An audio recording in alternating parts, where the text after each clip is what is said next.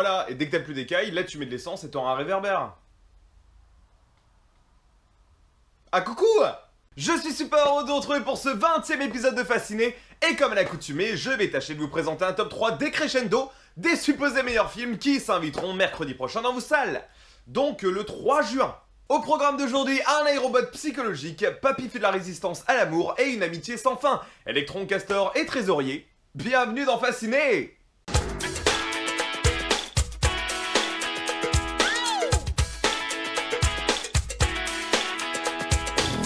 Levons sans plus attendre le voile sur le numéro 1. Est-ce que l'artifice peut dépasser le naturel? Vous avez 4 heures. 3 minutes. Réalisé par Alex Garland, qui a œuvré en tant que scénariste aux côtés de Danny Boyle, Ex Machina représente l'opus novateur dans une branche très particulière de la science-fiction, l'intelligence artificielle. Ce film a eu l'honneur d'ouvrir le 22e Festival international du film fantastique Gérard Meur et s'est vu remettre le prix spécial du jury. Porté par Domhnall Gleeson, Alicia Vikander et Oscar Isaac, cette fresque hautement thrillerique a les capacités de marquer toute une génération à la manière d'un Matrix produit 15 ans auparavant, mais avec le budget en moins. En tout cas, on lui souhaite. Côté scénar, nous suivons Caleb, un brillant programmateur d'une boîte d'informatique qui est l'heureux vainqueur d'un concours interne dont le gros lot est d'aller tester le prochain produit révolutionnaire de la firme. Il se retire donc en basse campagne pour rejoindre la résidence principale du grand PDG de la boîte, Nathan. Il va très rapidement prendre conscience que son opportunité n'est pas si bénéfique que ça et qu'il a en fait été choisi pour mener à bien une mission top secrète et très délicate. Mais je préfère conserver le suspense.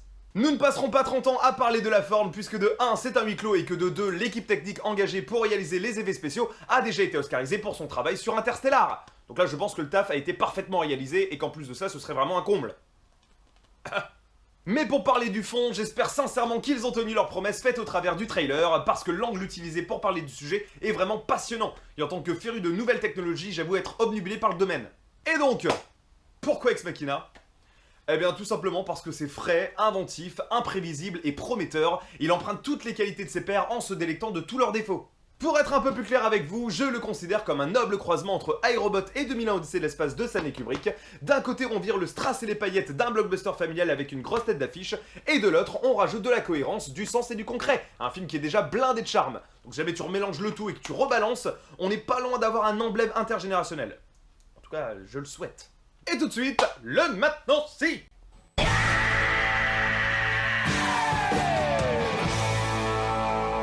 Savez-vous que les stars masculines d'Ex Machina, donc Domhnall Gleeson et Oscar Isaac, ne sont pas prêts de quitter le registre science-fictionnel, puisqu'ils seront tous deux à l'affiche du prochain opus de la saga la plus appréciée de tous les temps. Oh pardon, je m'ai trompé. C'était drôle, rigole. Rigole putain. Rigole! Bref, maintenant si.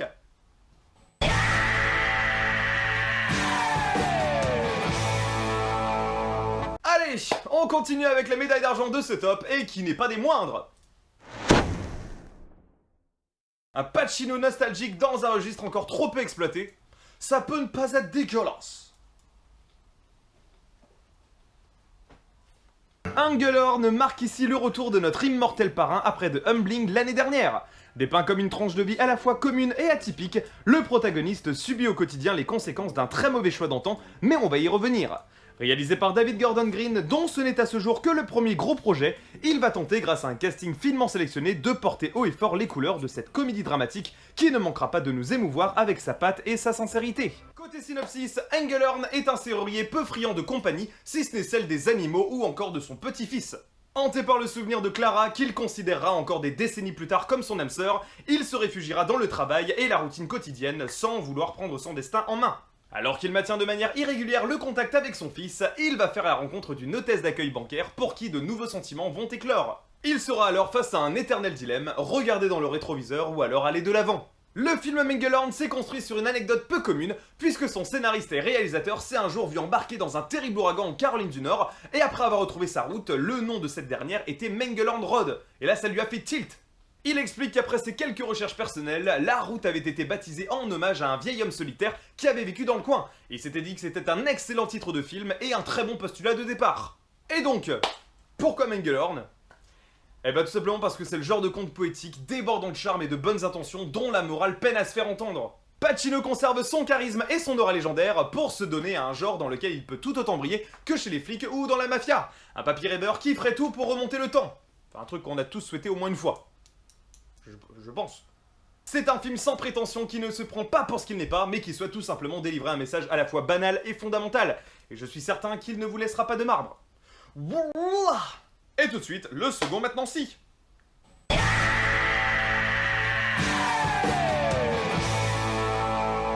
Savez-vous que l'acteur qui interprète le rôle du petit-fils de Mangalorn, à peine âgé de 6 ans, a été une pièce maîtresse durant le tournage, puisqu'il s'est laissé guider par son imagination et nous a livré une véritable leçon d'improvisation, donnant place à toutes les plus belles scènes du film, déstabilisant ainsi totalement Al Pacino. Eh bien, maintenant si.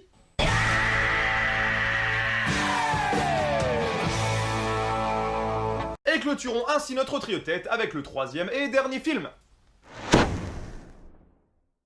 Bon, habituellement, je suis pas super fan de ce genre de film choral, mais là, je sens qu'il y a un réel petit truc qui pourrait vraiment le singulariser. Image ?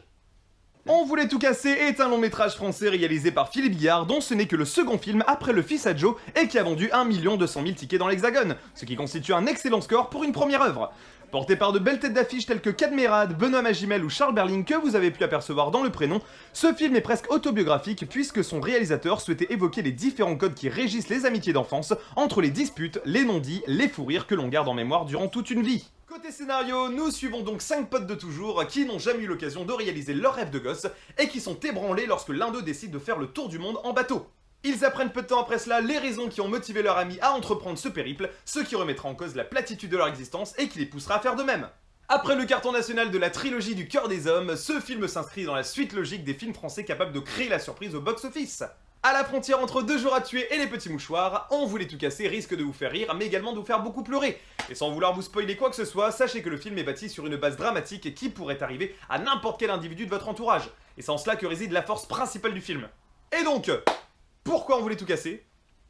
Eh bien, même si nous ne brillons que trop peu par notre cinéma horrifique, nos thrillers ou nos comédies romantiques, sachez que s'il y a bien un domaine dans lequel on peut se targuer d'être à la hauteur, c'est bien soit nos comédies à proprement parler, soit nos drames. Et sachez que ce film est un parfait mélange des deux. Conduit par un cinéaste qui nous a prouvé avoir ça dans le sang, il a tout de même réussi en à peine 2 films à réunir de grandes têtes du cinéma d'auteur français autour du plus bankable de notre époque. J'ai nommé Cadmerade. Alors, souhaitons-lui le succès escompté. Et pour finir, le dernier maintenant si.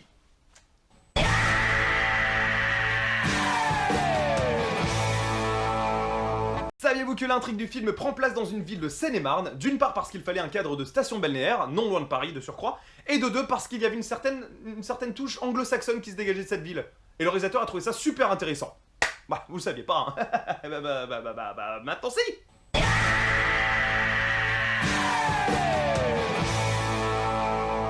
Voilà. Merci à vous d'avoir suivi cette chronique.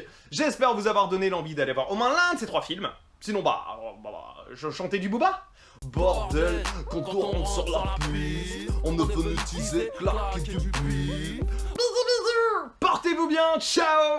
Et rendez-vous dans les salles obscures. J'espère que ces films vont vous fasciner.